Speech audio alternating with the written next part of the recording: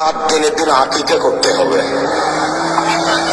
14 দিনে আকিকা হবে না, 21 দিনে আকিকা হবে না, জীবনে একদিন আকিকা হবে না। এসব হাদিস একটাও ঠিক নয়। 7 দিনের দিনের হাদিসই হচ্ছে ঠিক। এক হাদিস পড়েছে ওই বক্তাকে বারবার বলেছি, এক হাদিস পরে কানাদার জালের মতো ফতুয়া দেবেন না। কানাদার জাল এক চোখ দিয়ে দেখে আর এক চোখ দিয়ে দেখে না। একটা হাদিস পড়েছে ওই বক্তা, আর একটা হাদিস পড়েনি। পড়তে পারবেন, সমস্যা নাই। উত্তম সুন্নাহ ভিত্তিক আপনার সময় হলো 7ম দিনে, এরপরে হলো 14তম দিনে, এরপর হলো 21তম দিনে, এরপরে আপনি যে কোনো সময় আপনার তৌফিক হবে তখন দিতে পারেন। আল্লাহ রাসূল সাল্লাল্লাহু আলাইহি ওয়াসাল্লাম নিজের আকিকা নিজে দিয়েছিলেন। তো কত বছর বয়সে দিয়েছিলেন? 40 বছরে তো নবুয়তই পেয়েছিলেন, তাই না?